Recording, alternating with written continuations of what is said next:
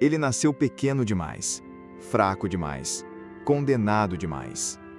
Em 20 de agosto de 1917, na cidade de McKinney, Texas, Kenneth Erwin Hagin veio ao mundo com um coração que não batia como os outros. Os médicos diziam que ele não passaria dos 16 anos. Suas palavras eram definitivas. Esse menino nunca será normal. Ainda bebê, o pai abandonou a família, e sua mãe, embora amorosa, teve que lutar contra a pobreza e o medo. Aos 15 anos, Kenneth era um adolescente que pesava pouco mais de 30 quilos. Seu corpo parecia ceder mais a cada dia. Foi diagnosticado com uma deformidade cardíaca incurável e uma doença sanguínea rara. A medicina desistiu dele. A família preparou o funeral. Em seu leito de morte, seus olhos estavam fundos e sua pele pálida como cera.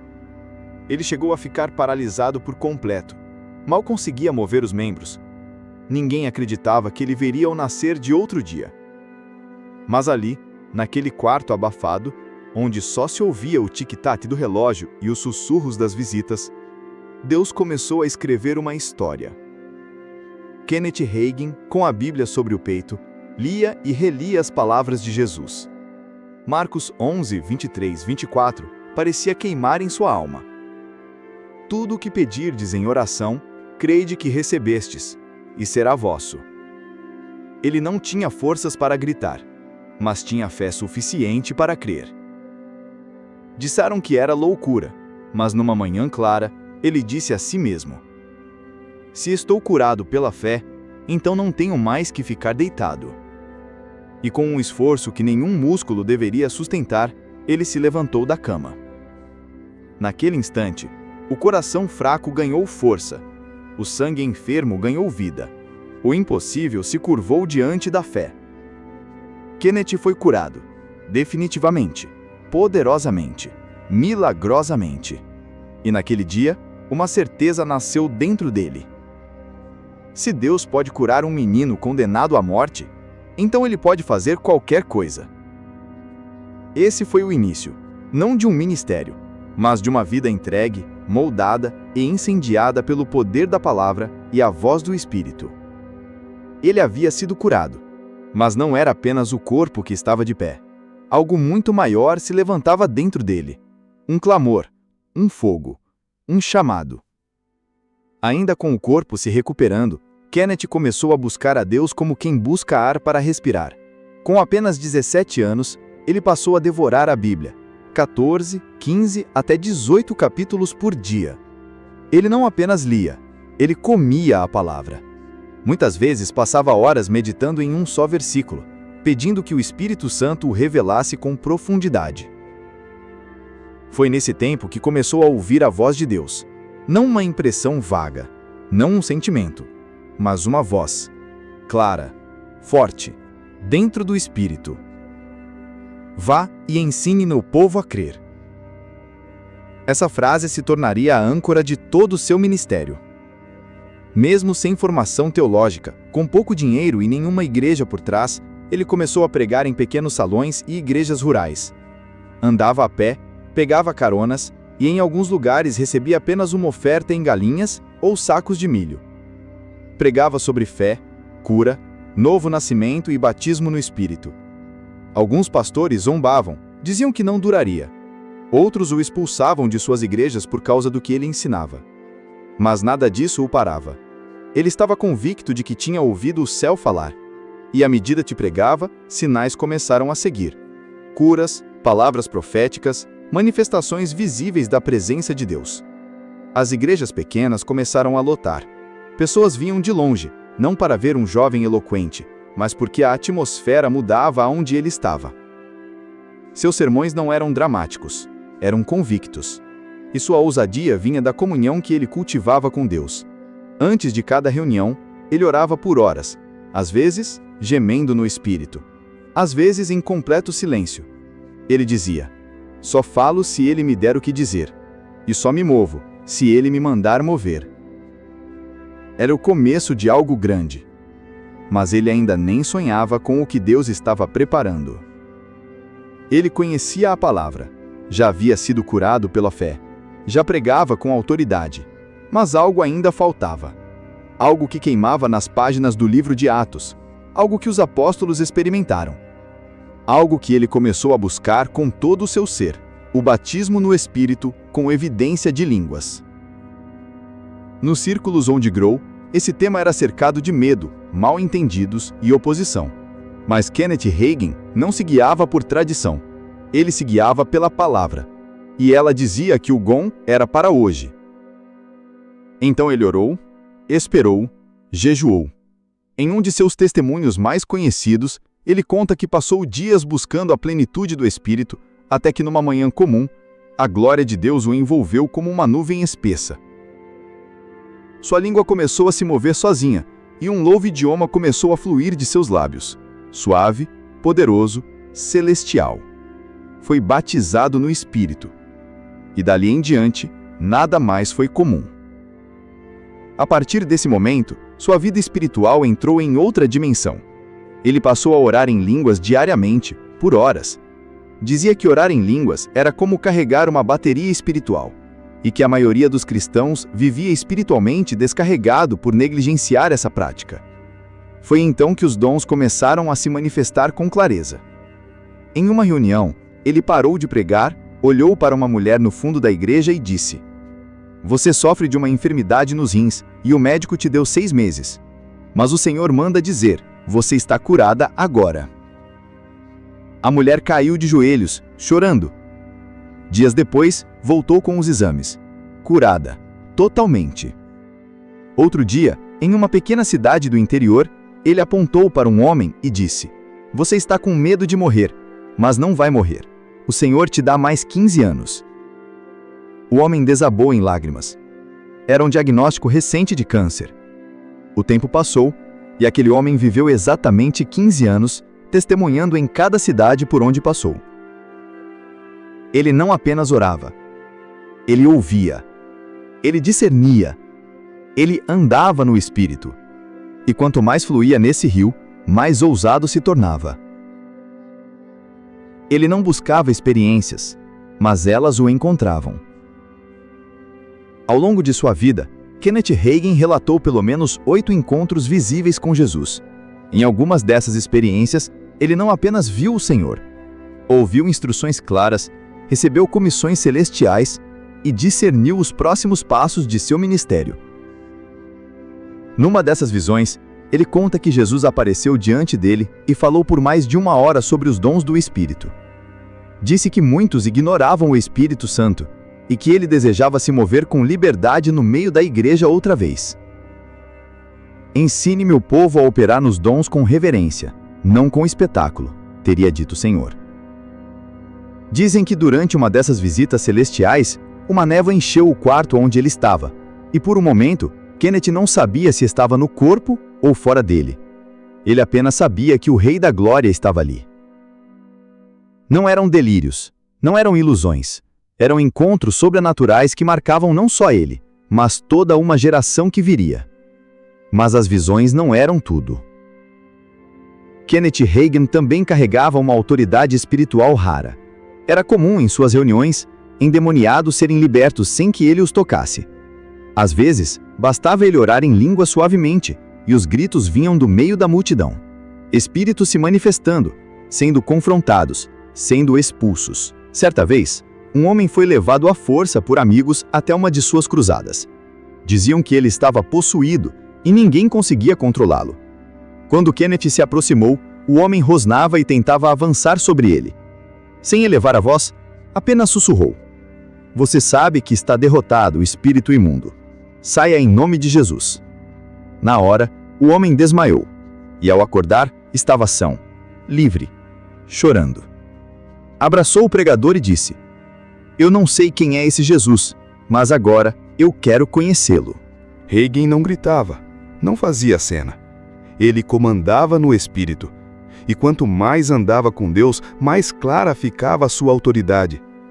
Ele dizia: "O diabo não tem medo de sua força física, nem de suas lágrimas, mas ele teme o crente que sabe quem é em Cristo." Essa era a sua vida: ver o invisível, tocar o intocável e ensinar o povo de Deus a viver acima das circunstâncias. Ele não buscava construir uma instituição, mas Deus o chamou para edificar uma geração. Kenneth Hagin já pregava havia décadas, mas seu espírito carregava um peso. O povo de Deus estava salvo, mas vivia como derrotado. Tinha promessas, mas não sabia como tomá-las. Tinha herança, mas não conhecia sua autoridade. Tinha acesso, mas não exercia fé. Foi então que, numa de suas visões, Jesus disse: "Ensine o meu povo a crer." Esse mandado tornou-se mais que uma frase, tornou-se um movimento. Em 1974, ele fundou o Rhema Bible Training Center, em Broken Arrow, Oklahoma. Não era apenas uma escola, era um campo de treinamento para soldados espirituais. Ali, homens e mulheres simples aprendiam sobre a autoridade do crente, a vida no espírito, cura divina, dons espirituais, oração de fé e justiça em Cristo. O lema era claro: a fé começa onde a vontade de Deus é conhecida. E a palavra era o centro de tudo. Kenneth ensinava que a fé não é um sentimento ou otimismo cristão, mas uma convicção firme baseada na palavra de Deus, crida no coração e falada com a boca. Seus ensinos começaram a se espalhar rapidamente. Missionários, pastores, evangelistas, líderes de oração, todos saíam da Rhema com uma paixão renovada e um senso de identidade espiritual firme. O mundo inteiro passou a ouvir expressões que ele popularizou como: "Fale à montanha", "Você tem o que diz", "O crente tem autoridade sobre Satanás", "Ore no Espírito e ore até ter a vitória." Milhares de igrejas carismáticas e pentecostais ao redor do mundo foram influenciadas diretamente por seus livros, fitas, conferências e materiais. A escola da fé se tornou um rio que atravessava nações. Testemunhos começaram a surgir de todos os lados. Um pastor africano curado de AIDS ao ouvir uma fita sobre fé. Uma mãe canadense cujo filho saiu do coma após ela declarar Marcos 11:24 por 3 dias. Igrejas inteiras libertadas de opressão demoníaca após compreenderem a autoridade do nome de Jesus. Kenneth Hagin dizia: "A fé não ignora o problema. Ela olha para ele e diz: você vai mudar." Era comum ouvir: onde Kenneth Hagin pregava, milagres aconteciam. Mas não eram apenas manifestações nos púlpitos. Era o Deus que andava com ele. Havia algo no ar quando ele subia para ministrar, uma quietude espiritual, um temor reverente. E então, sem aviso, o poder se manifestava. Curas repentinas, tumores desaparecendo, pessoas se levantando de cadeiras de rodas, pecadores se dobrando sob convicção profunda de pecado. Testemunho real. Durante uma conferência, uma mulher que havia perdido a fala após um AVC foi levada à reunião. Kenneth se aproximou e disse apenas: "Em nome de Jesus, fale." Ela gritou no mesmo instante: "Glória a Deus!" A multidão chorava. O milagre foi registrado por médicos presentes. Outro caso notório é um pastor das Filipinas que ouviu as fitas de ensino de Kenneth sobre fé e cura. Estava com tuberculose avançada, com expectativa de semanas de vida. Ouviu os áudios dia e noite, declarava as promessas, ainda com febre e tosse. E um dia, sem intervenção médica, foi completamente curado. Mais tarde, fundou mais de 100 igrejas. Mas não eram apenas milagres visíveis. Houve multiplicações silenciosas e livramentos inexplicáveis. Dizem que certa vez, numa viagem missionária, o carro em que Kenneth estava saiu da estrada e caiu em uma ribanceira. Mas nenhum dos passageiros se feriu, absolutamente nenhum arranhão. Testemunhas disseram que viram uma mão invisível segurar o carro antes do impacto. Outra história passada de boca em boca conta que ele estava em uma pequena cidade e não havia dinheiro para pagar o aluguel do salão onde ia ministrar. A oferta esperada não veio, mas no fim do culto, uma senhora pobre entregou um envelope com um valor exato, centavo por centavo. Ela disse: "Deus mandou eu guardar essa quantia desde o mês passado. Agora entendo por quê." Kenneth Hagin costumava dizer: Deus nunca me deixou faltar nada. E não porque eu sou especial, mas porque Ele é fiel à sua palavra. Essas experiências não eram apenas testemunhos para inspirar, eram sinais de que Deus confirmava a mensagem.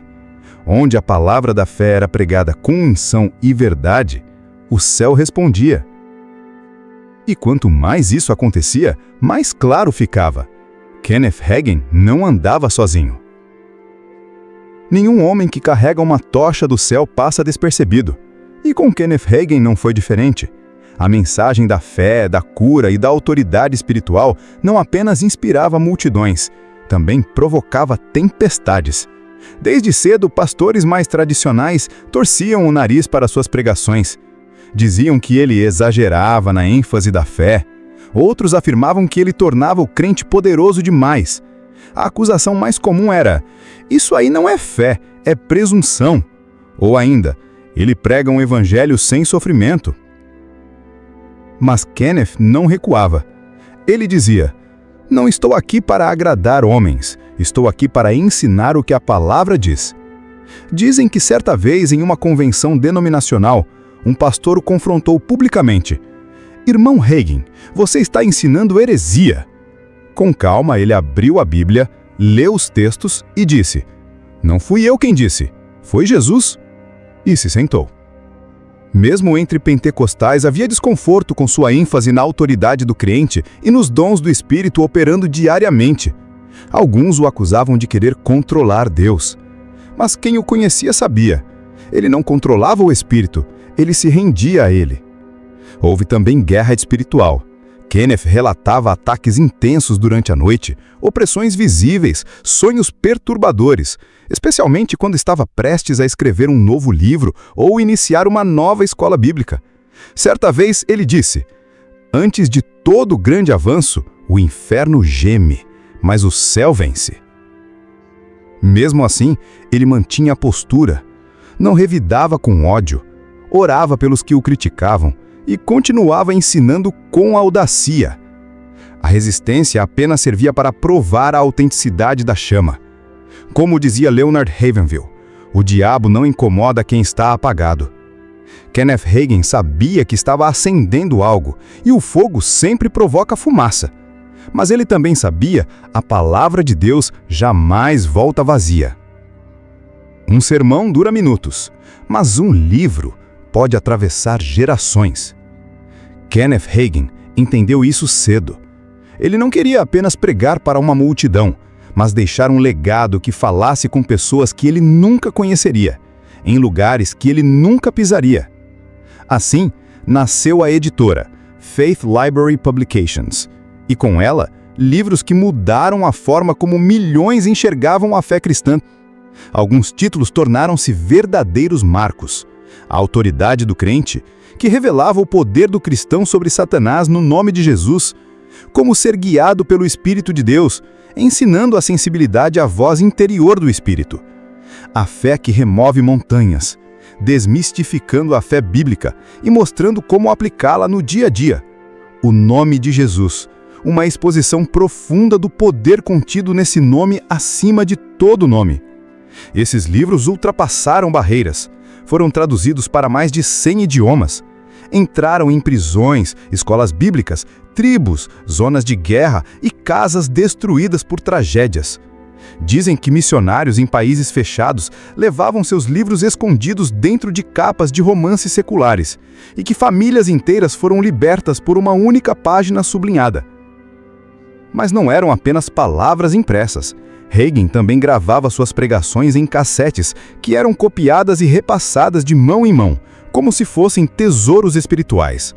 Nos anos 80 e 90, igrejas no Brasil, África, Filipinas e leste europeu estavam sendo moldadas pelos ensinos dele, muitas vezes sem nunca terem visto o seu rosto, apenas a sua voz gravada ou suas palavras em papel.